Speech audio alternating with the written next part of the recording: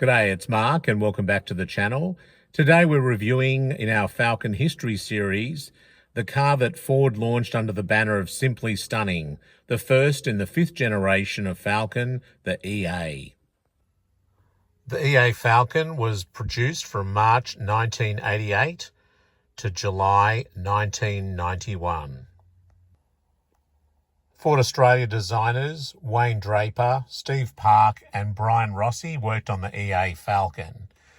And the design work began in the early 1980s and it evolved over a number of generations, inspired by the American Ford Taurus and also the European Ford Scorpio.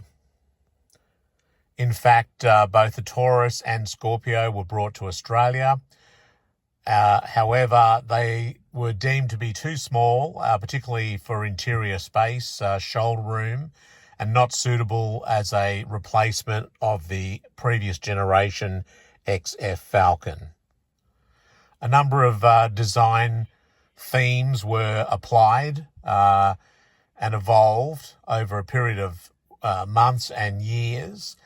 And eventually a preferred styling direction prototype was clinicked in Germany, and it was compared to the BMW 5 Series of the time, the Audi 100, which was an avant-garde, aerodynamic style leader, and also the Mercedes-Benz 190. And interestingly enough, when they clinicked these cars in Germany, the Germans chose the Ford Falcon EA as superior to all three of the German cars. In fact, the EA Falcon design was regarded as the best-looking Ford design of any product that was made by Ford Motor Company at that time. From a styling perspective, it's clear that the Ford Taurus and the Scorpio both influenced the EA design. Particularly interesting when you look at the door handles on the Ford Falcon, you can see the influence there from the Taurus. And also, if you look at that strong body style line that goes across the horizontal of the profile of the vehicle, again, you can see that on the Falcon and you can see that on the Taurus as well, albeit slightly located differently relative to the door handles. And when it comes to the Scorpio, the front headlights, the front indicators, you can see that really strong influence from that vehicle. The design of the EA Falcon was further endorsed when it won the Australian Design Award. Development of the EA Falcon cost Ford Australia more than $700 million. Designed under the code name EA26, early clinic prototype images were obtained by American magazine Car and Driver and later by Wheels magazine, showing what the EA Falcon would look like a full 3 years ahead of its release. But of course, Ford Australia publicity managers said, of course, that's not the Falcon, don't be ridiculous, but actually it was. Ford was intent on maintaining its market leadership, which it had achieved from XD through XE and XF, and it was now up against the new Commodore VN model. The large size of the Falcon also assured it would continue to dominate the Australian taxi market, as the car could comfortably sit 3 across the front. The EA Falcon debuted new straight 6-cylinder engines with overhead cam, and these comprised a 3.2 litre throttle body injection, a 3.9 throttle body injection, and a 3.9 multi-point injection engine. The base 3.2 litre engine, which was standard on the GL Falcon, had 90 kilowatts or 120 horsepower at 4,000 revs and 235 newton meters or 173 foot-pounds of torque. However, this engine was regarded as lackluster and underpowered by many owners, and relatively few were sold.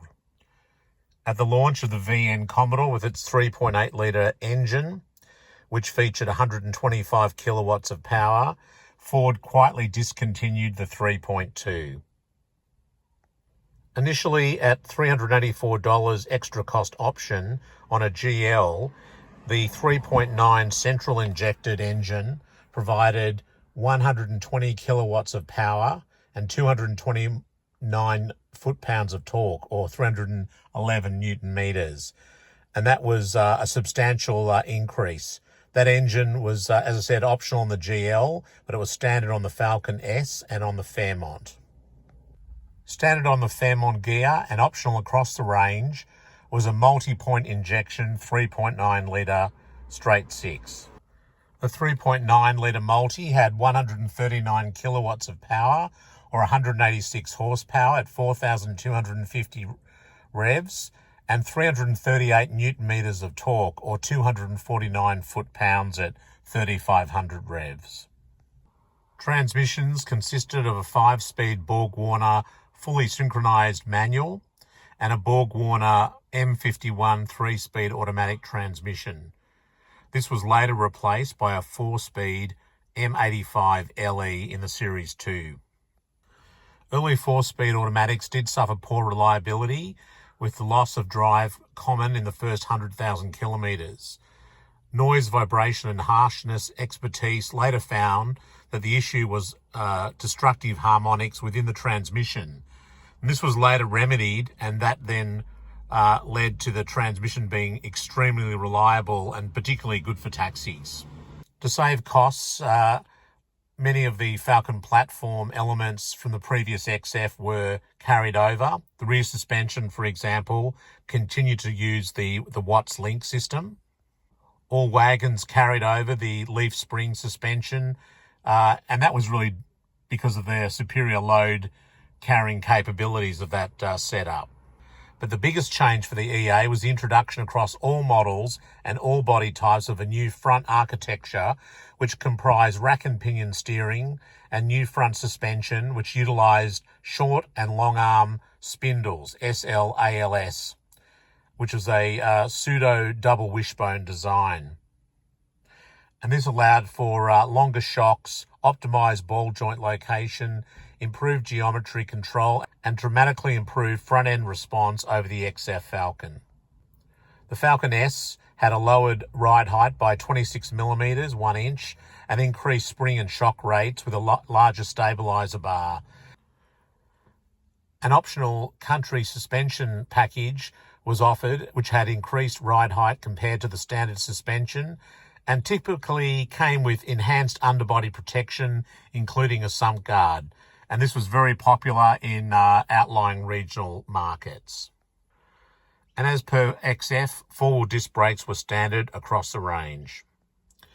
The range consisted of the Falcon GL sedan, Falcon GL wagon, the Falcon S sedan, the Falcon S wagon, the Fairmont sedan, the Fairmont wagon, the Fairmont Gear sedan, and the Fairmont Gear wagon.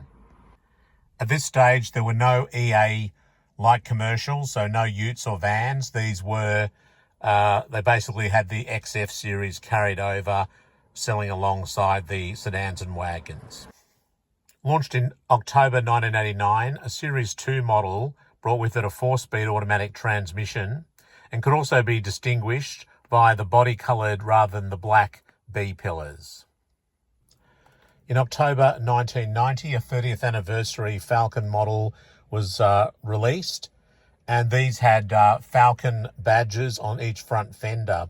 And the vehicles carried the vast majority of the technical updates of the EB Falcon, which was the following model. Ford was still dealing with the absence of a V8 engine, which Holden was certainly capitalising on during this time.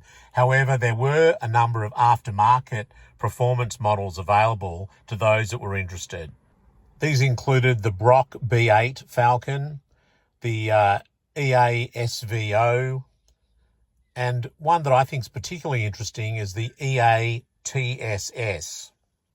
The EA TSS is a really interesting car. I think they made about 6 of them, made by GP Sports Cars. And, you can get like a Sprintex supercharger on the vehicle. You can get this twin tyre design, which looked really unusual, very unusual. It's apparently improved traction. You could also get body kits, very elaborate interiors, as you can see here. And you could order these cars, like you didn't have to buy the car as a complete package. You could order just, say, for example, the supercharger, or just the body kit, or just the twin wheel arrangement. You didn't have to actually order a package. So they're very, very unusual and very interesting cars. And another one of note was the APV design vehicles as well. But all of these cars are aftermarket and weren't really available through the official Ford dealer, or they weren't endorsed by Ford Australia. Despite some early quality issues, the EA Falcon was extremely successful, and a total of 223,612 vehicles were produced. So thanks for watching the episode on the EA Falcon, a car that was judged in Germany as better looking than the BMW, the Mercedes-Benz and the Audi of the time. Pretty amazing, really, designed here in Australia. But anyway, please give the episode a like and hit that subscribe button so you don't miss out on any future episodes. Thanks for watching. See you next time. Bye.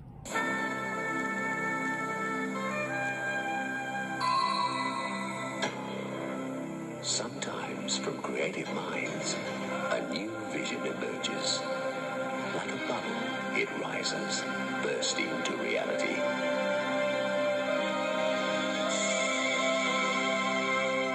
Endowed with the power of the new, it arrives. Its qualities displayed